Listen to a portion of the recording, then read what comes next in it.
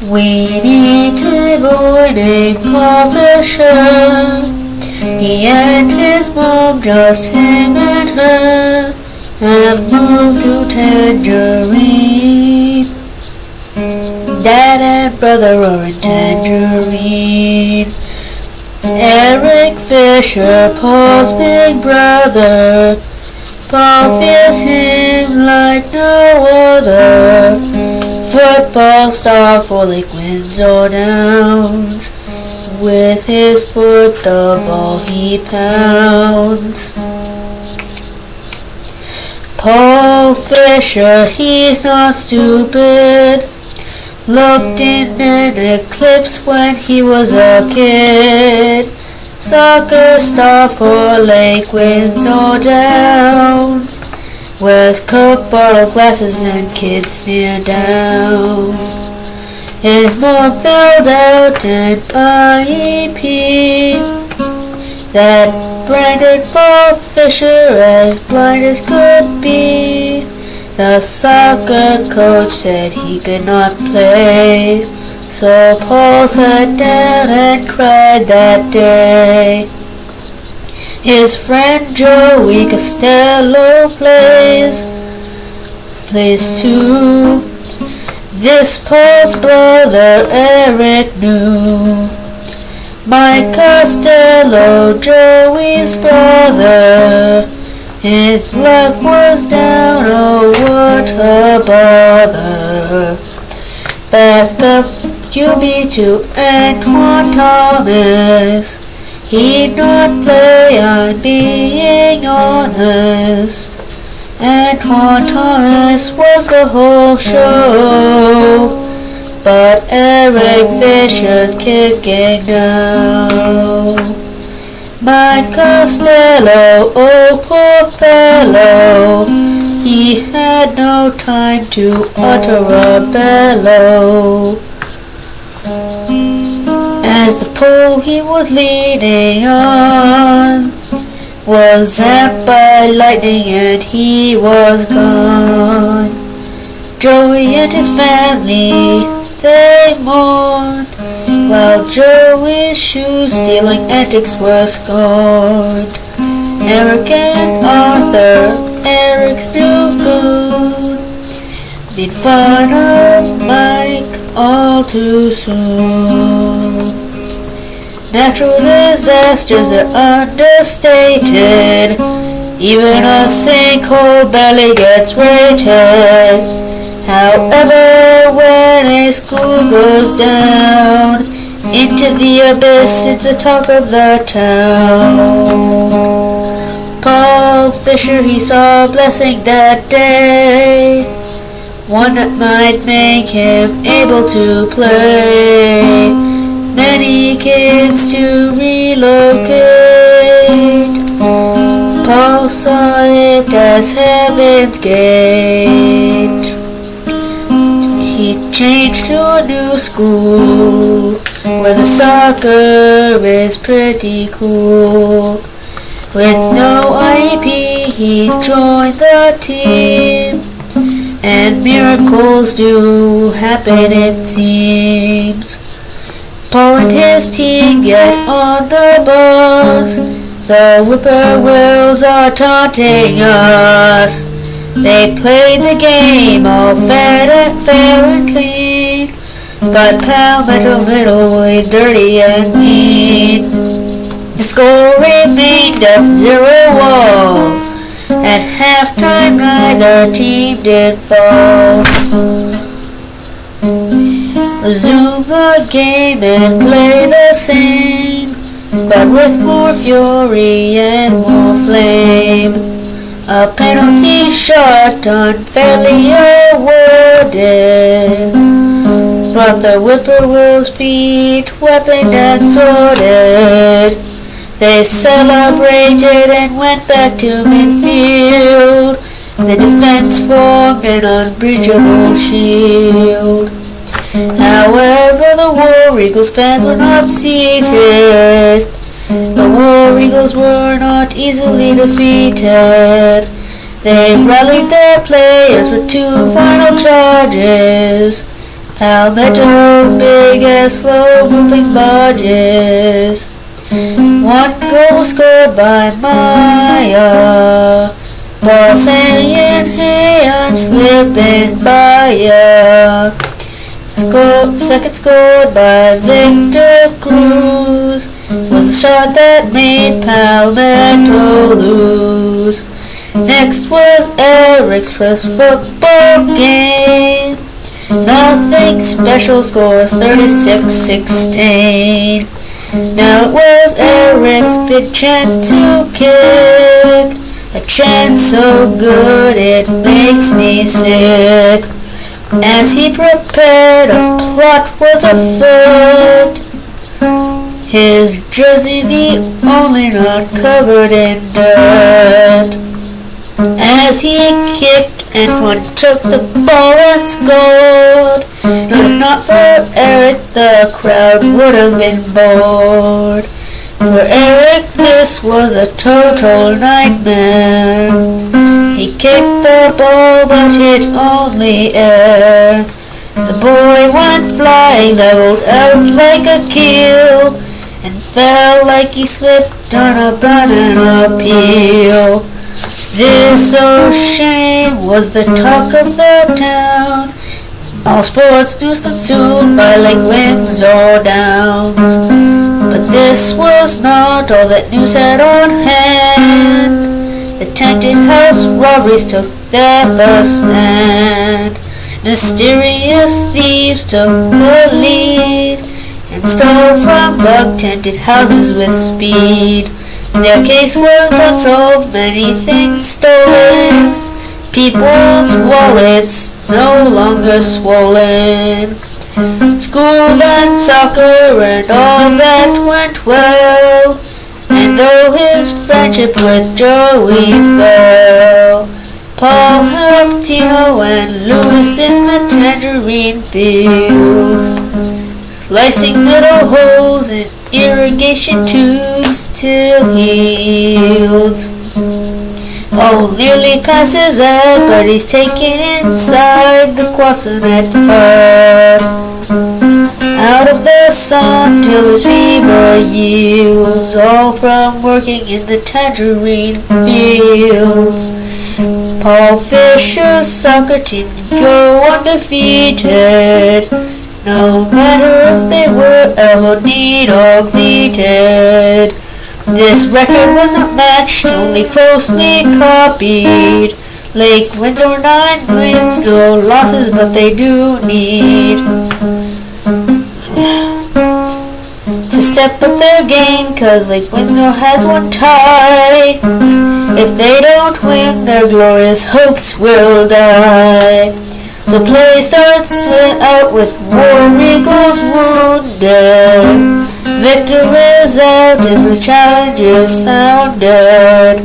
So the score sub-in was 2-1. Lake Windsor Downs believed they'd won. Then Victor was allowed to play. He passed it to Caesar, a hero that day. Caesar incredibly found the net. From a pass to perfect to forget. This moment exciting to me and you. The score evened out 2-2. Though Paul he was putting in, he did not let go easily in. Knocked in the face, Paul took a hit. His pain was sure to get bit. Tino took a penalty shot with all his might. Instead of his usual, the ball curved wide. Now Paul he'd played with Tino before. He blocked to the left, the way off the floor. Buckled in a ball, thinking they were doomed. But in reality, his fans' cheers boomed. Heard for a mile, as far as a mile, back at his suburban house. Tino came over as quiet as a mouse. Eric in the backyard, his temper raging. He punched Tino in the temple with his ring. Ill will arises, needs some mending, but the tangerine grows require tending. Protect the fruit from a 2-day frost that could kill and kill till the trees are lost. So Paul helps out once more. He ends the fight feeling so sore. He had to keep the sludge pot going and freeze little trees to keep them from dying. In the end, no little trees were lost. In the end, they bore out the frost. But Paul again succumbed to the weather, his weakness like the weight of a feather. And if Tino's injury wasn't enough, we have for you some more bad stuff. Eric and Arthur with hearts of lead hit old Lewis Cruz with a blackjack to the head. Eric the coward wouldn't be seen. He had Arthur do it so he could keep clean. The blow was cruel to the side of the head. Though he was alive, he was already dead. Eric's season went with a fizzle. Tangerine high school fans go oh shizzle. Someone at Tangerine could not take the loss, so she smashed some mailboxes to show them who boss. And with her list a ceremonious waiting in honor of the seniors who are graduating. Eric included and in imminent danger. There was that day the police were injured. Then a pair of avenging angels sprang from the crowd. A terrifying cry rang, while Victor and Tino pummeled to a pole. The faces of Eric and Arthur, well, they cried for help. As quick as they sprang, they hightailed it, but the coach grabbed Victor and nailed it. And Paul knew what would happen if he was left underfoot into the floor. So he ran from the crowd and jumped on the coach. He drew not one but many looks of reproach. But he punched and he bit and he pulled Coach's hair, then bolted out the exit like he'd seen a bear. He ran and ran like Forrest Gump, and when I ran I could feel his legs pump. When he got home, headlights turned on, and as two bloody boys jumped out, all hope was gone. Paul saw them coming back, cracked and bared. Deep down inside he should have been scared, but no fear could his two demons spawn.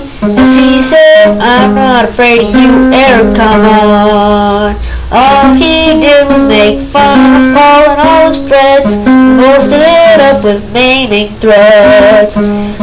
But when Arthur contradicted here and there, he showed a castor and let it hang in the air. Then Paul Fisher, he remembered the past, a realization so bad a flash sprang from his past. Eric and Vincent, Eric's old goon, they spray painted a wall, two big buffoons. Paul came home one day, his friends knew better and stayed away. Eric and Vincent waited in his garage. They were no men to give Nick a massage. Vincent and Eric thought that Paul had told. They punished Paul and the souls were sold. Their whistles would not be saved by a saint. Sprayed Paul in the eyes with a can of spray paint. When in horror their mom had seen it all, he tried to rinse out the eyes of Paul. Around that time there'd been an eclipse. The awful truth out of time he rips. The antics, they ran inside. He told his parents he knew, and then they cried. The doctor thought he might never remember. Hated his brother's guts that December. Much happened that month for Eric to despise. Antoine Thomas deceit for the public eye. The Tangerine plays for the Downs. Got big rebel for switching towns. The last 3 seasons Antoine had lied. The records with him were nullified. It was passing records, all the rest too, including the ones made by Eric's shoe. All of this for the public to see. Everybody said it's a shock to me. Even the coach said it was too late for the council to fix his porcelain plate. Then the tented house mysteries were solved by Eric's mother, and the problem was resolved. Murder key to the storage space, all the glaring evidence shoved in her face. Eric and Arthur, they were the thieves, stored in their lock and sprayed the smell mother believes. Gave away some of it, but all was returned into Eric's permanent record. It burned. Another crime committed by the accused. Arthur Baylor's head had definitely used a blackjack to knock Louis Cruz in the head. A burst an aneurysm bubble, now he's dead. Eric is one who told him to do it. Arthur really was just a conduit for Eric's sinister evil will. So in the case they both took a spill. Accused of thievery and murder too, there was nothing that they could do to deny the obvious crimes they committed. There was no detail to be omitted.